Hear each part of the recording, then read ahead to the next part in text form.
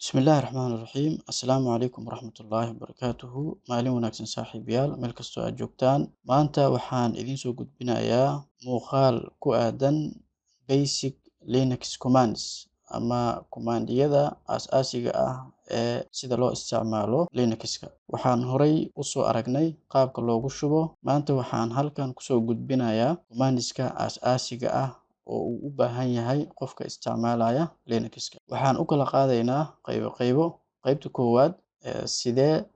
terminalka loo furaa sidoo kaleetana folderada ku dhex jira systemka sidee folder intaad uga soo gudubto aad uga gudbi kartaa ama aad usii aadi kartaa folder kale haddana waxaan ku xijinaynaa sida file loo abuurto haddana waxaan ku xijinaynaa sectiono kale marka sectionka ugu horeeyo sida terminalka loo furo terminalka qaabab badana loo furi karaa terminalkan ama shaashadan madow waxaa laga isticmaalaa commands-ka ama waxaa amarada laga siiyaa systemka Linux-ka sida loo furo marka terminalkan waa hadda sida qaybta kore aan uga furnay sidoo kale waxaa lagu furi karaa inaad isla riixdo keyboardka Ctrl+Alt+T qodobka kale xiga wuxuu noqon doonaa sidee folderada isaga kala gudbaa hadda halka aan joogno waxaa loo yaqaanaa print working directory hadda commandigaas aan siiyo waa halka aan joogo user waxaan joogaa katib homekiisa calaamadan waxaa loo yaqaanaa calaamada homeka marka userkan katib homekiisa aan hadda joogaa sida halkan kaaga muuqata waxa waaye laba section qaybtan koowaad waxaa loo yaqaanaa user qaybtan labaad oo kaali ay ku qoran tahay waxaa loo yaqaanaa host sidaas darteed commandigan pwd waxaa laga soo gaabiyey print working directory haddii aad u baahan tahay marka inaad isaga kala gudubto folderada commandiga la isticmaalayo muxuu yahay waxaan isticmaalaynaa commandi loo yaqaano cd change directory cd wuxuu kaa gudbinayaa directoryga hadda aad joogtid oo hadda katib oo ah home directoryga userka katib wuxuu u gudbinayaa haddaan laba dhibcood space haddaan dhaho cd space laba dhibcood wuxuu u gudbinayaa gadaaluu u geenayaa marka hadda sida muuqata waxaan kasoo gudubnay folderka uu ku qornaa katib ama home directoryga userka katib waxaan nimaanay home sidoo kale haddaan rabno inaan sii bedelno waxaa sameyn karnaa laba cd oo change directory ah space laba dhibcood gadaal oo hadda waxaan aadnay rootka ama halka ugu dambeysa ee ay ku jiraan dhammaan folderada systemkan calaamadan backslashka ma ahan backslash waxay u taagan tahay system root waxaa sameyn karnaa marka haddii aan rabno inaan ogaano documentska iyo file ku jiro maaragtay halka aan joogno waxaan taabanaynaa ls oo list laga soo gaabiyey waxaan arkaynaa dhammaan waxyaabaha halkan ku jira so halkaas waxaan ku aragnaa sida folder looga gudbo folderka loo aado marka gadaalaan u soconay haddaan rabno inaan hore u socono mathalan inaan galno hadda folderkan loo yaqaano boot inaan galno haddaan rabno maxaan leenahay cd oo ah change directory space folderka magaciisaan qorayaa waxaan galayaa boot then sidaas oo kale haddii aan rabo haddana in aan folder kale aan galo ls haddaan dhaho halkan folderada ku jiro calaamadahan cadaanka ah waxa ay la macno yihiin file calaamada buluuga ahna waxay la macno tahay folder haddaan rabo folderkaas inaan galo maxaan leeyahay oo grab ku qoran yahay cd oo ah change directory space aan leeyahay grab haddaan hadda gr taabto oo taabto asaa isdhamaystirayo hadda maxaan joogaa halka aan joogo waa halke waa grab sideen kaloon ku ogaan karaa halka aan joogo print working directory waxaan joogaa calaamadan oo ah rootka kadibna root waxaa kasoo gashay boot folder la dhaho kadibna waxaa kasoo gashay grab waxaa ku jira inaa ogaad haddaan rabo maxaan leeyahay ls intaanoo folder iyo files ayaa ku jira marka haddii aad u baahan tahay inaad folder ka gudubto folder kale aad u gudubto maxaa isticmaalaysaa cd okay intaas waxay ahayd sida folder looga gudbo folder kale marka si folder aad uga gudubtid oo folder kale aad u aadid waxaa jiro qaabo badan oo la isticmaalo haddaan dib inaan u noqdo aan rabo mathalan aan rabo rootkii aan ka imaado inaan u laabto waxaan u laaban karaa labahaba ugu laaban karaa waxaa leedahay cd change directory space laba dhibcood intuu u geenaa marka meesha ka dambeyso folderka ka dambeeya waa halkee marka waa pwd dheh home ka dambeeya soo ma ani home ma rabo marka toos rootka inaan aadaan rabaa maxaan sameynaa waxaa leedahay cd space laba dhibcood backslash laba dhibcood backslash kale wuxuu toos ii geenayaa rootka hadda inteen joognaa waxaan joognaa rootka okay marka waxaa jiro tusaale waxaan rabaa inaan aado desktopka sideen ku aadi karaa marka laba qaabaa lagu aadi karaa qaabka koowaad waxa waaye in aan director walba aan uga gudbo ama folder walba aan uga gudbo aan u gudbo halka desktopka ugu dambeyso ilaa aan ka aadayo oo aan dhaho cd home aan taabto haddana cd oo halkan haddana aan dhaho ls haddana maxaa ku jira katib haddana aan dhaho cd katib inaan dhaho oo haddana aan ls dhaho katib meeqa folder ku jirto inteen rabaa desktopkan rabaa desktopka intuu yaalaa halkan uu yaalaa oo haddana aan dhaho cd desktop aan dhaho oo saas desktopka aan ku imaado ama waxaan kaloo ku imaan karaa habka kaleeta muxuu yahay inaan hal mar habkan marka oo halka jeer aan ku imaanayo waxaa loo yaqaanaa relative path waa relative path inaad mid walba midka kale uga gudubtid hal mar inaan taga haddaan raban waxaa loo yaqaanaa absolute pathka muxuu yahay cd hal mar aad wada gelinaysaa backslash oo root ah home backslash katib oo userki ah backslash desktop inaad hal mar wada xiriiriso same time hal mar inaad meeshii rabtay aad aadid ayadana waxaa loo yaqaanaa maaragtay absolute path labadaas nooc ayaa lagu aadaa position kaleetana looga gudbaa inaad hal jeer aad uga gudubtid iyo inaad hal mar same time aad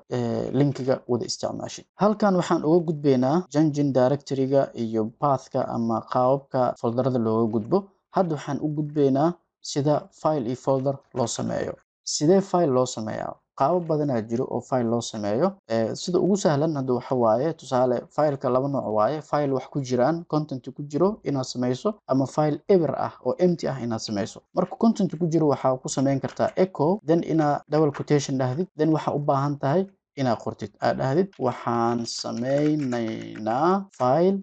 symbol ah then double quotationka aad soo xirtid kadibna calaamada greater than aad taawatid oo u dhigmata halkan iigu save garay ama ku kaydi kadibna magaca fileka waxaan leenahay symbol.txt file txt ii samee desktopka haddaa fiiriso symbol ayaa kusoo ziyaaday haddii kaleetan waxaa dhehaysaa iisoo list garay desktopka contentiyada saaran symbol kusoo kordhay haddaan rabo marka waddo kale oo waddadan ahayn inaan ku sameeyo file sidee kale ku sameyn karaa waxaa ku sameyn kartaa in aad dhahdo commandiga touch inaad isticmaashid kadibna aad dhahdid symbol ama symbol2.txt haddaa fiirisid hadda symbol2 ayaa halkan loogu soo siyaaday haddaa ls dhahdid waxaa arkaysaa symbol iyo symbol2 haddaa rabtid rename inaad sameysid marka see ku rename garaynaysaa waxaa jira wadooyin badan oo lagu rename garayaa jiro haddaa rabna marka inaan rename dhahno qaabkee u rename garay karnaa mathalan filekan symbol2 waxaan rabnaa inaan u bedelno aan dhahno test inaan ka dhignaa rabnaa maxaan leenahay waxaan isticmaalaynaa ereyga move waxaan leenahay symbol2.txt ayaan waxaan u bedelaynaa file loo yaqaano test.txt then symbol2 wuxuu isku bedelay test haddii aan rabno inaan marka file contentiga waxa ku jira inaan akhrino maxaan isticmaalaynaa commandiga cat then waxaan leenahay symbol.txt waxaan arkaysaa contentigii ku jiray fileka marka haddii aan rabno ka waran 2 files 3 files haddaan rabno same time inaan sameyno waxaan leenahay touch waxaan leenahay jamac.txt farax.txt cali cusmaan ugaaska intaasoo file oo hal mar noo sameeyey يعني انت سو فايل هذا ls dhahdid ujeedaa saasoo noogu sameeyay okay haddaan rabno marka ls ta sida wax loo list gareeyo habab badan jiro mesela haddaan rabno filekan oo cali oo kaliya inuu soo list gareeyo maxaa leeyahay ls aa leedahay c kaligeeda taabanaysa oo caliga ereyga fileku ka bilowdo calaamadan xidigta aad taabanaysa filekii kaligiisa ayuu kuu soo bandhigayaa sidoo kale waxaa jiro ls ta ama soo list gareeyga qaab badan oo loo ogaado waxaa leedahay ls-l kadibna waxaa leedahay cali ama fileku wuxuu ka bilaabanay waa file calaamadan dashta waxay cadeynaysaa file inuu yahay then file horta waxaa gadaal ka raaco txt ama md marka haddii aad dhahdid maanta ls-l then aad tiraahdid filekan malware wixii m ka soo bilaabanayo isoo list gareey wuxuu ku tusinayaa malware oo kaliya halkan ku jiro kan sizekiisa 0 uu ahaa kan laakiin sizekiisa fiiri waa intaan wala faaciyay filekan cidda sameysay yoo ahaa ruuda sameeyay kan yaa sameeyay katiba sameeyay intaas waxay ahayd sida file loo sameeyo hadda waxaan sameynaynaa sidee folder loo sameeyaa mk oo u dhigmato make dir oo u dhigmata folder sameey folderkaas tijaabo u bixi okay hadda waxaa ujeedaa folder tijaaba fileka waa cadaan folderkana waa blue okay haddaan rabno laba folder inaan same time sameyno waxaan leenahay mk dir then waxaan leenahay test iyo 2 folder hadda saddex folder oo noqonaa test iyo folder kaligiisa 2 oo folder kaligiisa iyo folder oo folder ah wuxuu sameeyay test iyo sameeyay 2 folder haday maxaa noo sameysnaa tijaabo oo kaliya haddana waxaan buluuga arkaysid waa folder waa okay hadda waxaan aragnay sida folder loo sameynayo haddaan rabno sida wax loogu koobi gareeyo folderkan aan rabno farax inaan ku copy gareeyo uusan tirmin halkan ka tirmin asoo inta yaalo loo copy gareeyo folderkan 2 ay ku qoran tahay waxaan leenahay cb oo copy u dhigmata waxaan leenahay faarax dan waxaan leenahay 2 igu copy gareey haddaan hadda dhahno ls2 folder 2 waxaa ku dhex jiro faarax haddaan rabno ka waran in aan soo move gareeno faarax aan u move gareeno folder waxaan leenahay move oo ah yacni move garee my positionka dhanka qaad faarax waxaa igu move gareysaa folder faarax qadku ka baxay haddaan dhahno ls folder maxaa ku dhex jiro faaraxa ku dhex jiro halkaas wax kaaga dhammaaday sida wax loo move gareeyo sida wax loo copy gareeyo sida file loo sameeyo sida folder loo sameeyo waxaas oo dhan waa soo baran maanta waxaan baranaynaa hadda sida loo tirtiro ama loo remove gareeyo ogow marka aa removing ama deletion isticmaalaysid halkan oo trash ka ah ma geli doono toos ayuu u tirmi doonaa sidaas oo la soco sidee file loo tirtiraa waxaan isticmaalaynaa commandiga rm oo laga soo gaabiyey remove haddaa u baahato marka in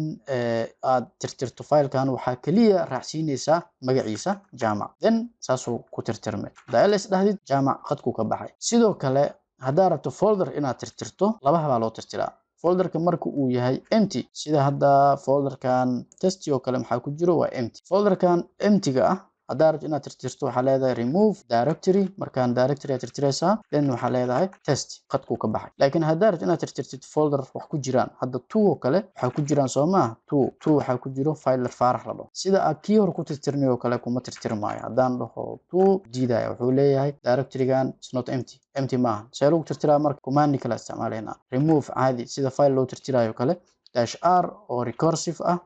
-f oo ku dari kartaa oo force ah daarad waa ka deyn kartaa then waxaa leenahay 2 then qadku ka baxay wax la yiraahdo 2 meesha ma yaalan hadda intaasna waa deletionkii iyo tirtiritaankii hadda waxaan idin dirayaa homework waxaad samaysaa in aad same time aad tirtirto 2 folders like tijaabo folderkan folder la dhaho in at same time aad tirtirto yani intaasaan kaa rabaa ama aad samayso in aad same time tirtirto 2 files usoo gudbi qaybta commentiga wixii aad samaysay okay inta hadda aan ka soo gudubnay waxaan soo qaadanay hadda sida file loo sameeyo sida folder loo sameeyo sida loo copy gareeyo file sida loo move gareeyo from one folder to another folder hadda waxaan u gudbeynaa qayb kale oo ah sida installation loogu sameeyo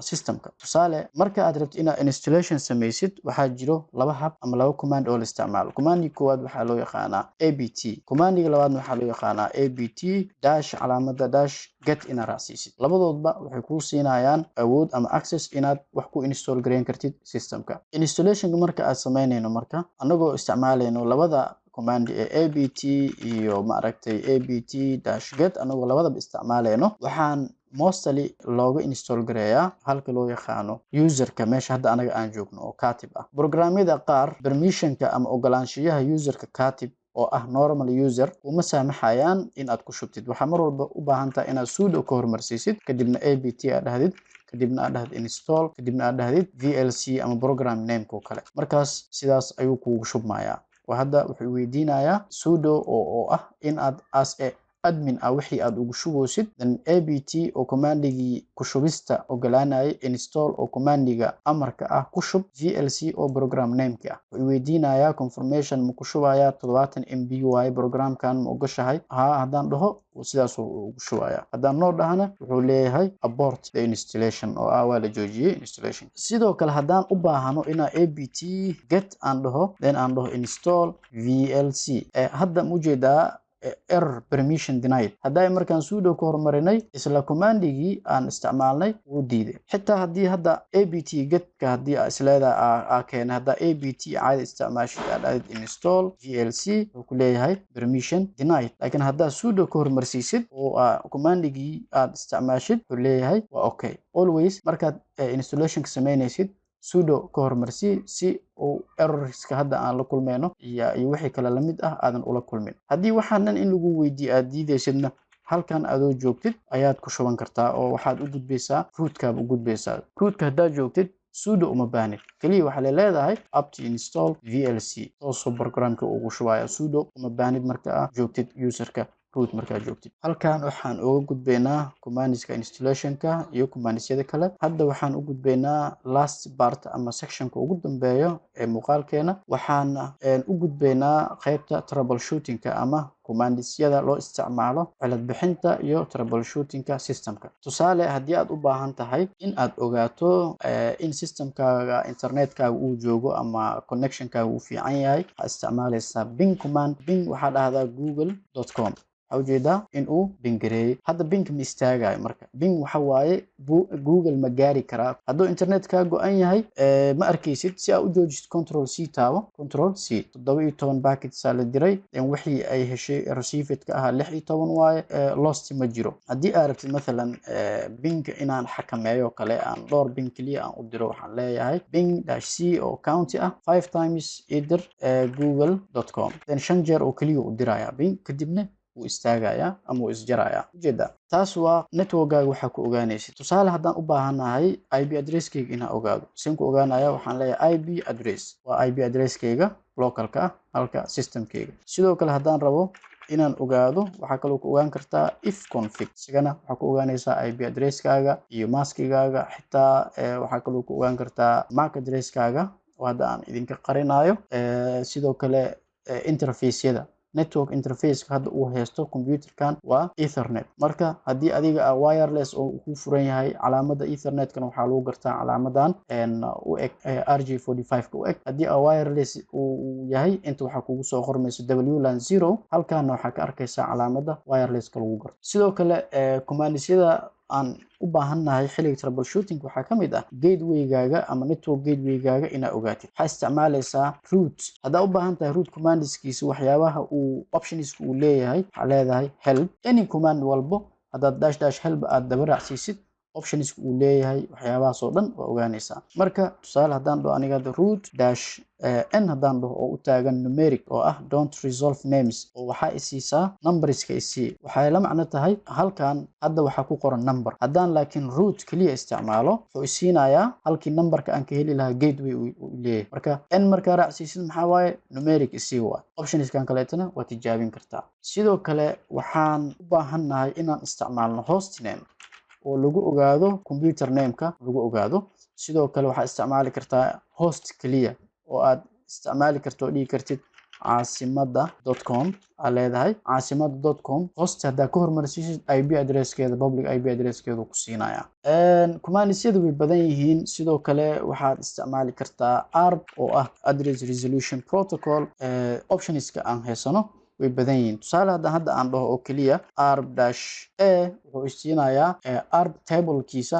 MAC addresska ku jira ama systemka aqoonsanya uu ku jiro. computerka sida loo shiday waxay communication sameeyeen gateway-giisa oo kaliya. marka intaan ayaan kusoo koobaynaa basic Linux commands. run ahaantii intaan waa bilow. intaan iyo in ka badan ayaan marba mar soo gudbinaynaa. waxaan rajeynayaa inaad wax uun ka faa'iideen. inta aan muuqaalada xigo ku kulmi doono, sidaas iyo nabadgelyo.